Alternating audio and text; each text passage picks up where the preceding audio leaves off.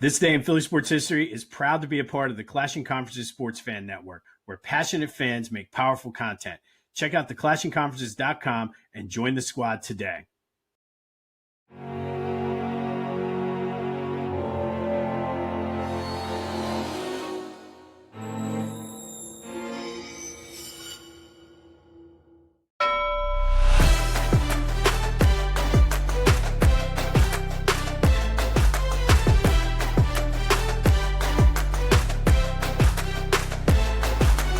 What's up, everyone? Welcome to This Day in Philly Sports History for August 10th, 2026.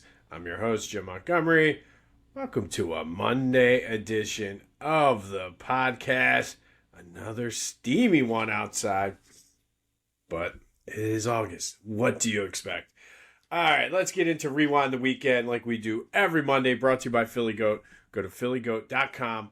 They have you covered for all of your Philly sports apparel needs. Go scroll through the website. The LeBron James collection is out. You can get some shirts and gear getting ready for Eagles season. Any possible Phillies postseason runs. And, of course, the Flyers as well. They got you covered. So go to phillygoat.com. Use the promo code Jim Montgomery to take 10% off of your orders. And then let's start with those Phils. Not a good weekend. Losing 2 of 3. They should have taken this series. Absolutely should have taken the series. The delay, I don't know if that messed things up on Friday, but they a little bit too much, too late. Blew it. Saturday, went into extra innings. The bullpen almost tried to do the same thing yesterday. We're able to salvage a win. Kyle Schwarber hit 2 home runs, so good to see him kind of break out. Derek Hill, once again, was the hero, but to me, it comes down to the bullpen. And I think part of it is the way they're pitching. I got to question slightly some of Mattingly's moves as well. Alvarado. I guess my thing is you had Fraley that you could have brought in, but you brought him in early. And then you put Alvarado in the higher leverage situation. He's shown consistently this year he just can't do it. I think he's becoming a liability. I think Alec Boehm is borderline a liability. And look, I heard some people saying, well, he's not used to playing first base consistently. That was just a hit. You could see it on the play to first base. You could see that his brain froze. He legit was, and you could see it happening a mile away too. Like, you have to be able to, like, in that situation, you have to know what you're going to do with it. That is, like, fundamental 101. And he got caught up and ended up doing nothing with it. I borderline liability. It's frustrating because Saturday night, Aaron Nola was not bad. Once again, he was solid through 5 innings. He's going to give you what he gives you. And over the course of the past couple months, it's been okay. Yes, he gives up a meatball every game. But if you're only giving up 2, 3, maybe even 4 runs through 5 innings and your offense can't score anything, that's a problem. I thought he pitched well. Congrats on getting to 2,000 strikeouts, especially on alumni weekend. But the team has to be better around him. They're blowing leads, and this team is leaking oil badly right now. They're hanging on to the 3rd wild card spot at this point. They're 6 games behind the Cubs, 8.5 back of the Braves. They got to do it. Like, this is the time to turn it around for this team, and I don't know if I can see it happening with the guys they have in the bullpen, and also, truthfully, the way Mattingly's been managing the bullpen has not been good.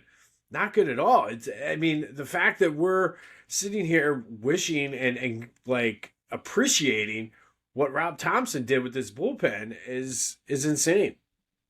They're in St. Louis tonight before playing out in Iowa, before going to Minnesota for the Field of Dreams, but not the best weekend for the Phils. They salvaged yesterday's game, but leaking oil badly. And I mentioned it was alumni night or alumni weekend.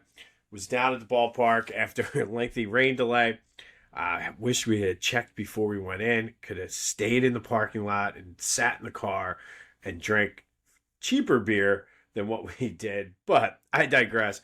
But I will say the Phillies, of all the four teams, I feel they do the best job honoring the past and celebrating their legends, their players. Again, it was good to see all those guys come out. Makes you feel old when you see the guys that you grew up watching and coaching, like Larry Boa, Gary Maddox, Pat Gillick, Steve Carlton, Schmidt. They all look old, man. I mean, Boa, of all of them, looks like in the best shape. But always, always fun to see that. Jimmy Rollins was there. Ryan Howard looks like he could still play. But they do a great job. And Chase did not expect that long of a speech. Chase didn't really talk much. More spoke about his actions. We talked about this on Friday, doing the dirty, grimy things. But great speech by Chase. Definitely brought me back. It was good to see Pat the Bat talk about their days and playing time as well. But again, the Phillies do it well. I think the other three teams could take very copious notes from what the Phillies do when they honor. Looking at you, Jeffrey Lurie. But they do it well, and they do it every year. And for a team whose history hasn't been I guess more the past 50 years to 60 years, going back to the mid 70s, it's been a decent. They've been a competitive, decent team for the most part. But they do it well. I mean, for them to bring these guys out and all of that, it's just an awesome, awesome time, amazing time. So kudos to the Phillies for that. Too bad the play on the field was not that good. All right, moving on. I mentioned Jeffrey Lurie. Moving on to the Eagles, and not a whole lot out of camp, but the big story over the weekend was Lane Johnson saying this was likely going to be his last year. I take it his parents which you get it. Like if you have older parents, you start being concerned with them, his family and everything. So kudos to him. Shout out to a great career. So how about we send him out on top the way we've done a couple of our stars and just let him ride off into the sunset. He's been a staple here for 13 years? Something crazy like that, and one of the best to ever do it. So good to see Lane back. I think he's going to come out with more of a purpose, probably knowing that it's his last year, which bodes great for the Eagles. It does seem, and in his absence, because Markel Bell has been playing in his place and really doing well by all accounts. The Eagles might be in good shape once Lane finally does decide to hang it up. But let's go out and win one for Lane. Devontae Smith and Mekhi Lemon still are not practicing due to their hamstrings. I think for Lemon, it's more of a concern than Devontae. So we'll see. But, I mean, apparently we talked about Dontavian Wicks, but Hollywood Brown and AJ. No, not AJ. Hollywood Brown and Jalen Hurts have seemed to be getting on the same page too. So it stinks for the rookie, but it looks like these guys are settling into their roles, which is good. They have a preseason game this weekend. Kyle and I will be back with another Brotherly Birds breakdown on Thursday. You can still catch last week's episode where we talk a little bit about the offense, the competition between the offense and the defense, and of course, all things Eagles. So go check that out anywhere you get your podcasts as well as on YouTube. Lots of Sixers rumors over the weekend too, and it's the LeBron James effect. I've heard Kevin Love wouldn't mind coming out and playing for the Sixers. I heard that if Drew Holiday gets bought out, he might be a possible addition. Now, look, they don't have the cap space. I don't even think they have the roster space right now, so they'd have to make some moves and get rid of someone. I would take Kevin Love. I think Kevin Love would be an upgrade over Adem Bona. and I like him, Dembona, but I just don't think he's kind of panning out right now. And if you're in win now, that's one of those decisions you have to make. I think him and his name is escaping me now. The dude they signed from the Knicks could service as the backup centers for this team. But Drew Holiday is an interesting name only because he has a championship pedigree. He's won 2 places. He'd be a veteran to kind of help take some of the load off of Tyrese. He could help work with VJ and, of course, LeBaron Feinlein. What better guy than a borderline Hall of Famer to kind of learn and just mentor these guys? And, of course, you have the fact that he started his career here, so it'd be a good full circle moment to get him a title. Another title before he goes. So both names are intriguing to me. I would, like I said, I would lean Holiday more than Love, but I think both could fit and have significant roles, and obviously not as starters, but really help mentor some of these younger guys. So we'll see what happens. Again, there's a lot of moving pieces. The other rumor I keep hearing, and I will stand on the mountaintop screaming this, and the answer is no, is one Ben Simmons. The thought that that's even a rumor gives me hives just thinking about it. Union win their first group stage game in the Leagues Cup, 3-1 over Necaxa. They probably, based on the loss to Cruz Azul, probably won't move on, but they have another game coming up this week as well. Good to see them kind of trying some things out and playing well as they get set to resume the MLS season soon as well.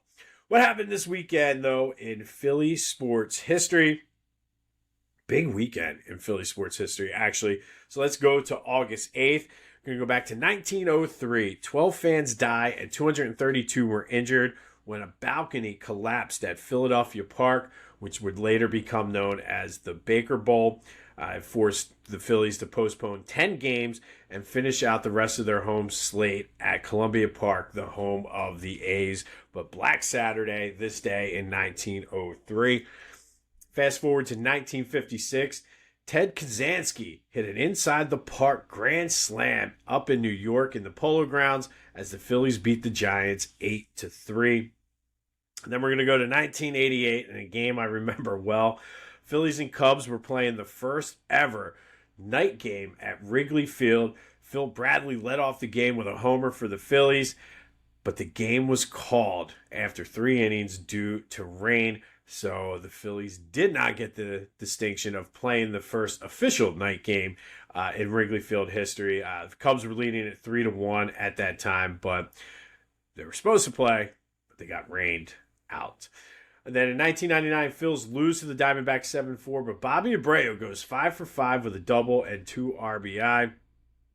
2009, first time UFC was staged in Philly. It was UFC 101, and the main event, it was a co-main event. BJ Penn beat Kenny Florian, and Anderson Silva beat Forrest Griffin.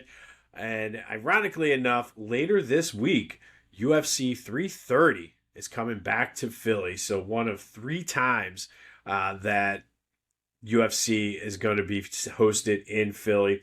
Then 2020, we got some Flyers. The Flyers beat the Lightning on this day 4-1 to clinch the number 1 seed. It was the round robin play post-COVID to kind of see where everybody would be seated. Flyers did go into that playoff tournament as the number 1 seed due to COVID. But that happened on this day in 2020. 1 year later, Phils retired Roy Halladay's number 34. And then in 2025, Brandon Marsh, 4 hits. Trey Turner, 5 RBI. Phillies win it 9-1 against the Rangers, their first ever win in Globe Life Park. Texas has been a house of horrors, no matter what the stadium is for the Phillies historically. And then August 9th, and this is one of always my favorite stories. In 1919, the Phillies acquire future Hall of Fame manager Casey Stengel in a trade from the Pirates.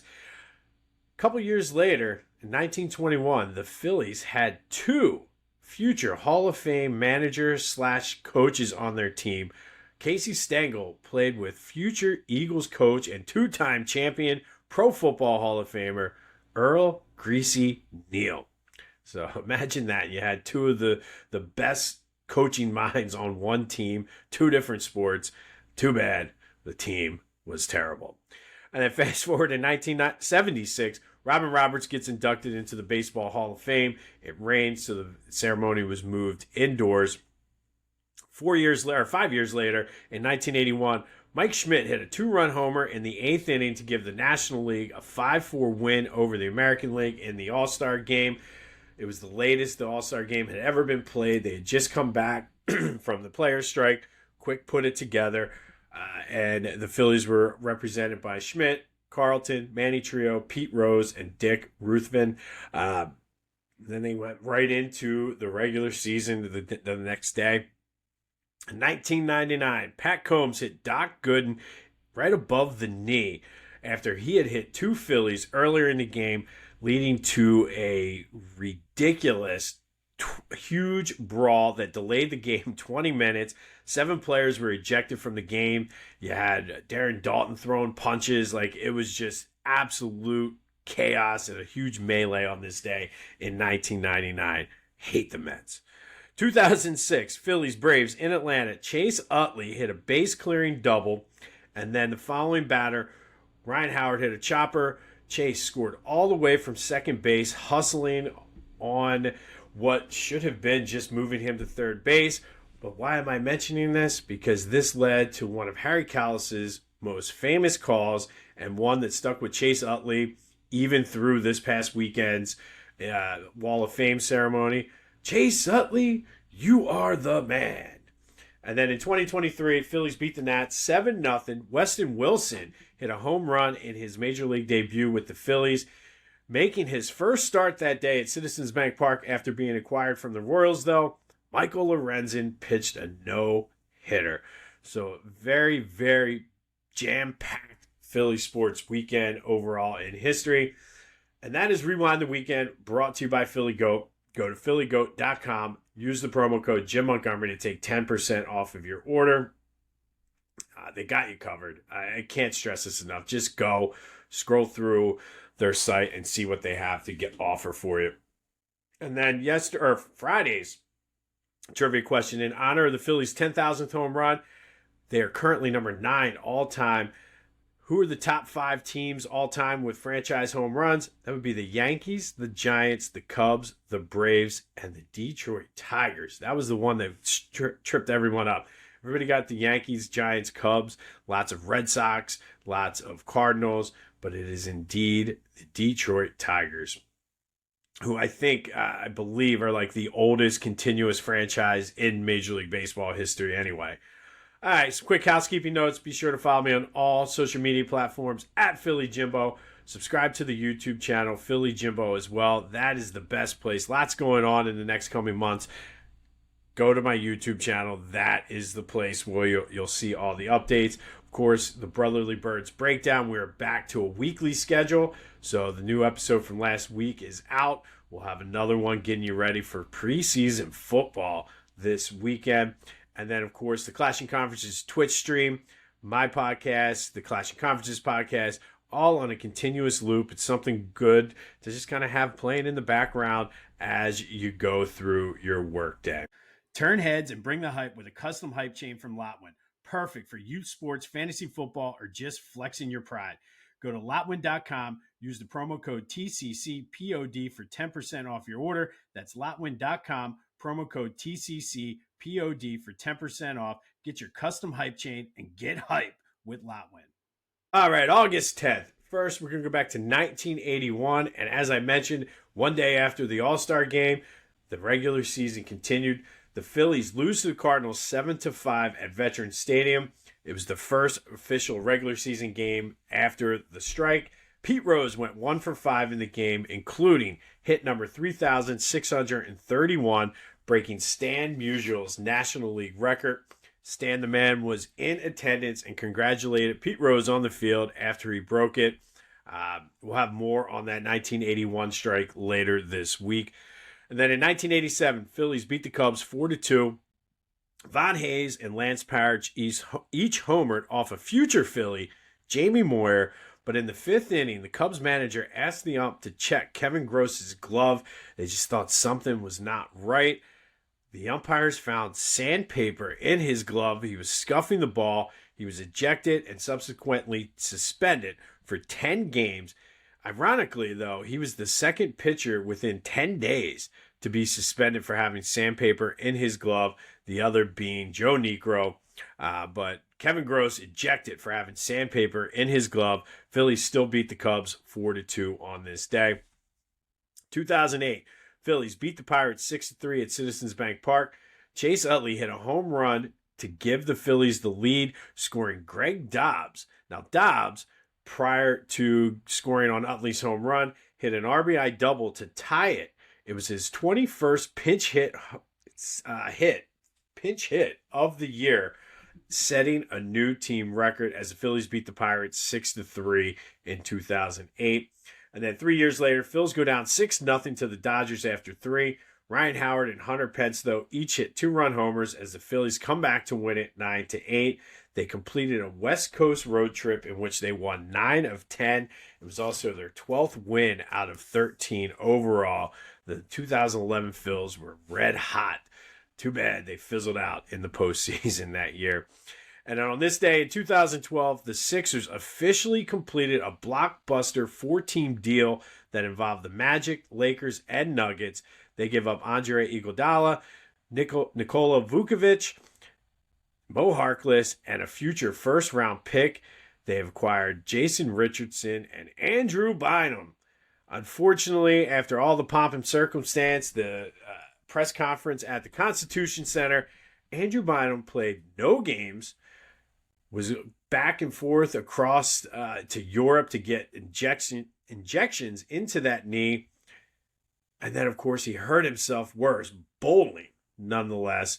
It just was a very frustrating season. Doug Collins ultimately stepped down as head coach of the Sixers, and this was the unofficial start of the process, was acquiring Andrew Bynum on this day in 2012. Man, and you want to talk about Lucy with the football and getting sucked into it.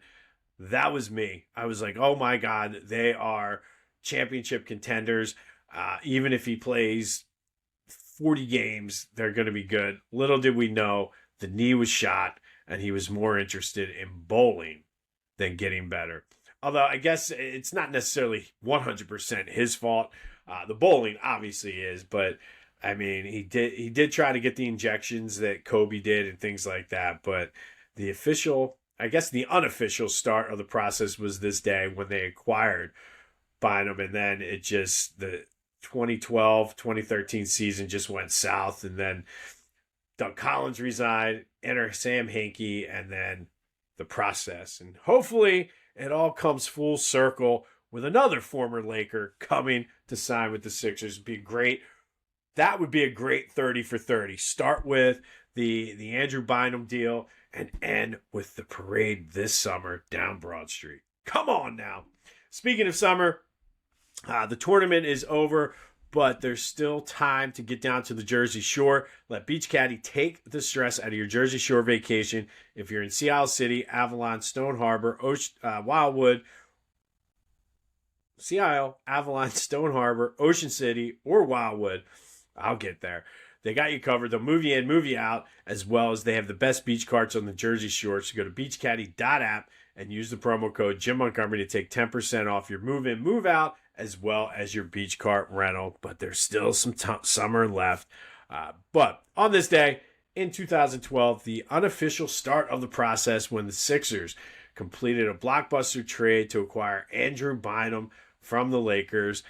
And we all know how that worked out. In 2011, Phillies come from behind to beat the Dodgers 9-8 after falling behind 6-0, completing a West Coast trip, winning 9 out of 10. 2008, Greg Dobbs hit his 21st pinch hit of the season, setting a Phillies record.